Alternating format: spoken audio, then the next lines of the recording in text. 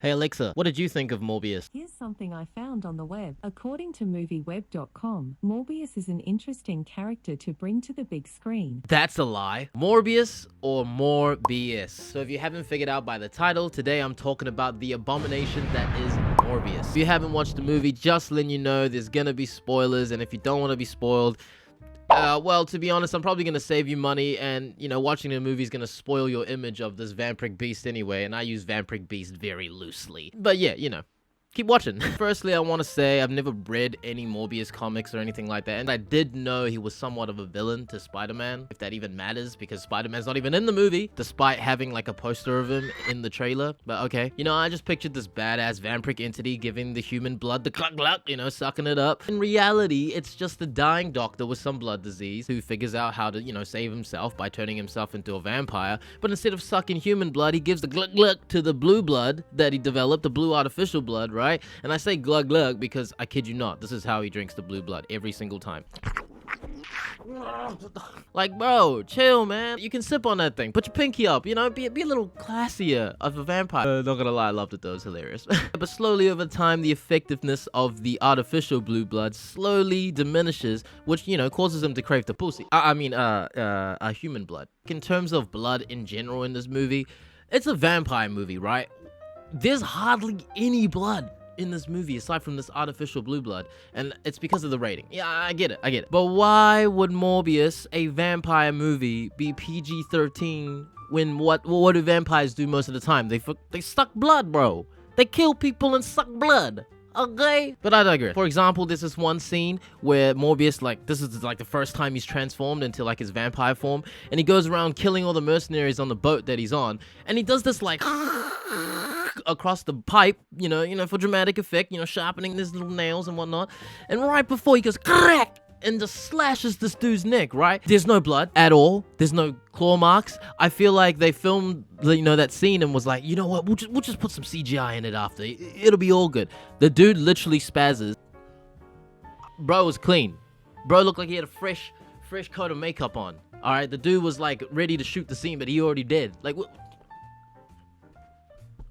Huh? Now, storytelling, pacing, character development, practically non-existent. Starting with the very beginning, right? Morbius pulls up to some cave, and then all this bat comes flying out, and he's like, yeah, suck my blood, yo. And then, boom, we cut, and then we're in a flashback 25 years ago in his past. Cool, origin story, dope. And then, boom, he meets his friend, bang, cut forward again. He's a successful doctor. He's winning a prize. Okay, great. We're progressing through the story, but at the same time, I feel like I'm being spoon-fed oodles of unrefined information. It literally felt like if the director just held the script to his hand and just slapped my face senseless with it. It's too much. You are literally, as the audience, expected to know everything about this guy. And, you're just getting sprinkles of what Morbius is as a character. What's hilarious is Morbius at this, medical facility, right? Legit. Sorry, guys. I don't know anything about the lore of Morbius, where he works or whatever. But he's at this place, and he's got this one patient. And there's no other patients ever seen, not roaming the halls, not in the lobby, anywhere. I get maybe because of lockdown and this and that, maybe, but the film was postponed several times. You're telling me you couldn't get a few extras just to walk around in some gowns and have their bolos hanging out? You could have just got Jared Leto to dress up as someone else and walk around the background and be another patient. Nice. So I assume when he went to the bats at the first scene, he took him back because in his lab, right, he's got this huge tank filled with bats. So I assume that's how he got it. But there's no correlation between that first scene and that scene, because in the first scene, he's just like, yeah, suck my blood. And then literally it cuts, right? So how do we know that he's trying to capture these bats? Because the rest of the crew are like, yo, fuck this. The bats are coming. They're going to eat me alive. I'm flying out of here. So how did even him himself gather all these bats, right? That could be a theory that he, took the bats and bring them back to his lab. My brain can't comprehend it. Okay, so anyway, come back to the medical facility. The one patient that he's working on, she starts feeling super sick, she's dying. They call on Morbius to go over there and induce a coma. He injects this some sort of anesthetic, I guess, and she goes into a coma. My next thing is Morbius's doctor partner, I already forgot her name, Martine? Now Morbius is experimenting with bat blood, right? Because he's dying, he wants to infuse the bat blood with him, and then so he can drink blood, survive, this, that, okay? So now he's experimenting on this little mouse, okay? And the mouse unfortunately dies, and he's like, damn, Failed again. And then this nurse comes in and is like, yo, your only single patient is dying. First of all, does she not see the huge ass tank of bats? Or does she just not care? Because even Martine, the partner, she was like, yo, you know, if the government find out what we're doing here, you know, it's kind of illegal, blah, blah, blah, blah. So obviously he's not supposed to be experimenting with the bats, right? And then when they're going to the patient, they're like walking in a line, right? So they must be right behind each other. Should the nurses and the doctors not have a sense of urgency to get to the patient as soon as possible? I understand Morbius is on crutches, so he's going to be a little bit slow, but all good. Let him take his time. But they're literally like following each other in a line. So it's like, I just imagine the nurses are like, okay, let's go. Slow down, slow down. He's picking up his crutches. And we go. That comment I just made is supported in the next scene where Martine, the partner, she notices the rat is back alive again, but from the patient's room, right? So you're telling me that from this kid's room, you can see across the hall and see the rat, which means you could probably see the bats. That don't seem right. Like, everyone just wants to completely ignore the fact that this man has Batman spawns as pets in his lab/office. And another reason why this movie is, you know, not the greatest is that it's just too damn predictable. Okay, everything you think will happen is probably gonna happen. Like, I mean, bro, we were literally making predictions while we were watching it. Now, like I said, spoilers. Like, the way they build Morbius's love interest, just too damn obvious, you know? Like, him and Milo, him and Martine. I'm playing.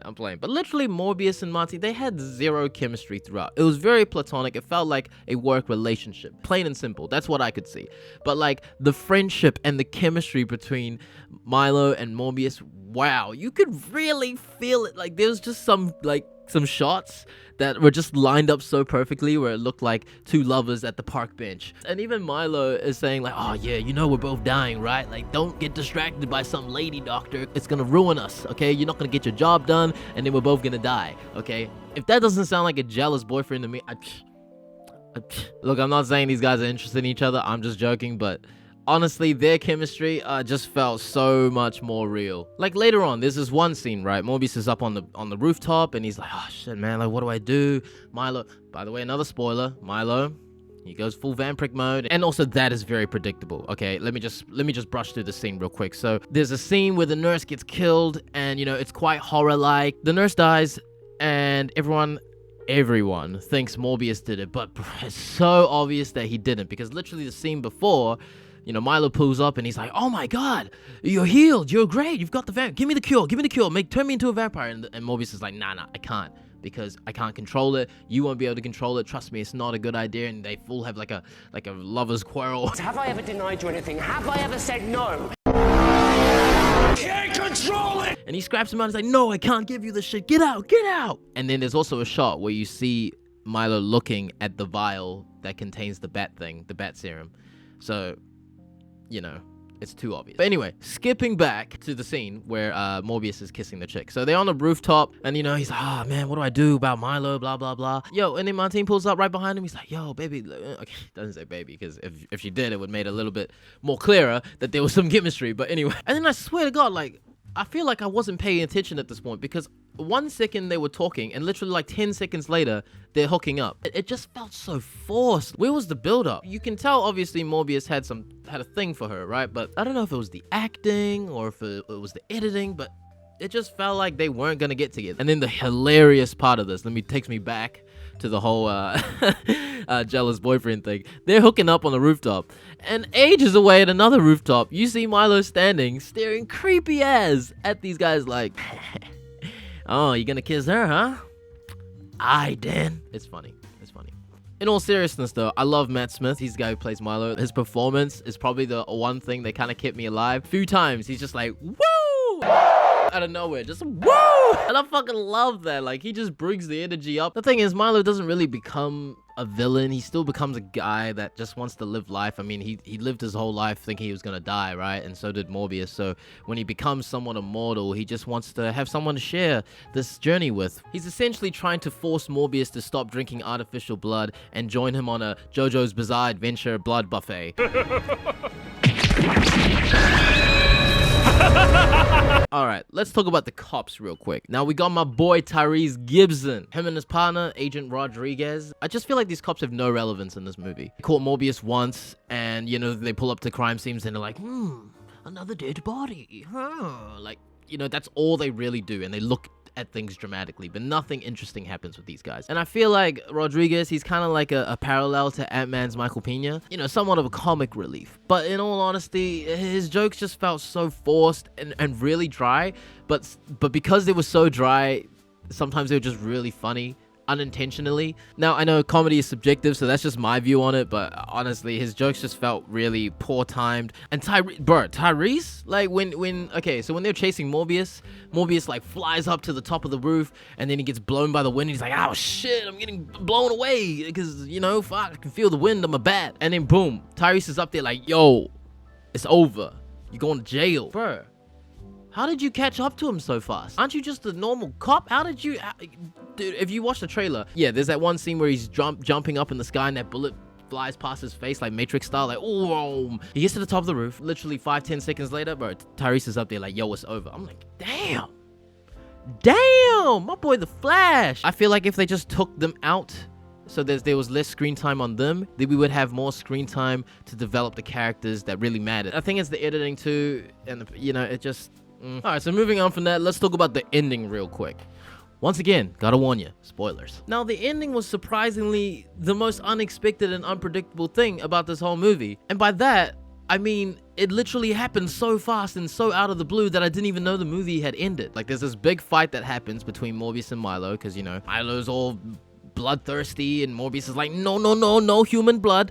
And then they fight it out. He summons all these bats, and they go blah blah blah, and then Morbius bang stabs him vampire style straight in the freaking heart, like steak bang bang style, you know what I mean? Sorry, I'm real hyperactive today, I don't know. So he dies. And first of all, that fight, so underwhelming. Like, it lasts maybe a couple minutes or a minute and a bit max. They fall off a building, they punch, they go through the ground, and then it's the final fight sequence, which, like I said, the bats come, literally stabs them, and that's it. So underwhelming for a final fight, right? Which, again, I didn't even know was the final fight, because literally right after, the bats come flying out from the cracks of the ground where they fell into. The cops look up, they're like 3 to 5 seconds of dramatic, like, observing, and they're like, oh, bats, oh, boom. Movie's over. As any Marvel movie, we stayed behind to watch any post-credit scenes. And then there's my boy, Michael Keaton, okay? Vulture from Spider-Man. I'm like, alright, cool. And then Morbius is pulling up to some desert, and then he meets up with Vulture. And they're like, yo, okay, I don't know why I'm here, but it's probably to do with Spider-Man. And then, you want to join forces? And Morbius is like, yeah,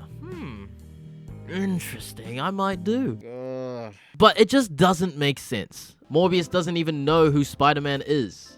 Or maybe he does, I don't know. What incentive does Morbius have to join with Vulture to go against Spider-Man? Yeah, what incentive did he have to join? Like, well, how much time passed from the end of the movie and to where he met up with Vulture? Like, what was that time frame? What happened in between then? Did Spider-Man kick his ass or something because he was drinking human blood? Like, none of it was explained. And this is what I mean. The pacing and editing is it's just terrible. It makes no sense. What's funny is, we then stayed hoping, maybe there was a silver lining. Maybe there was an extra post-credit scene. And we just stayed and we chilled, and nothing. The lights came on and we're like, damn, well, that sucks. And I was whispering the whole time, obviously, because you want to be courteous to other people. Until I looked around after the lights came on and there was no one in the cinema. Damn, who am I being polite to, bro? I mean, there was only 7 people or so watching this movie to begin with, including myself and my friends. I don't know if that's saying something or not, Look, in saying all of this, I am a huge Marvel fan. I'm not your comic book cutthroat, America's ass loving Marvel fan, but that is America's ass.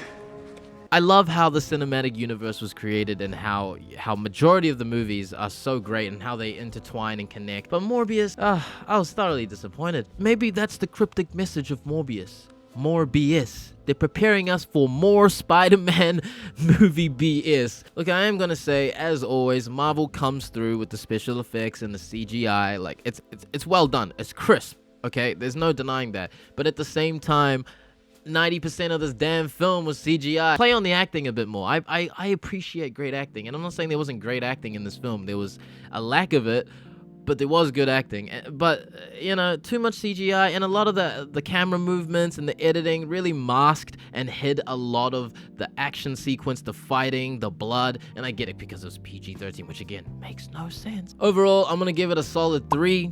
3 for solid CGI, solid graphics, but, the way it was shot, the pacing, the editing, character development. Anyway, that's pretty much all I had to say. I hope you enjoyed my little rant. Not really a review, but it was fun for me to make. I usually don't talk about movies, but honestly, after watching this movie in the cinema, I was like, damn, I really got to say something. It was so underwhelming to the point I pulled out my phone midway and started writing notes about what I needed to say about this movie, because I'm just like, oh my gosh, this is really a Marvel movie? It's a marvel that this thing is released. Whew.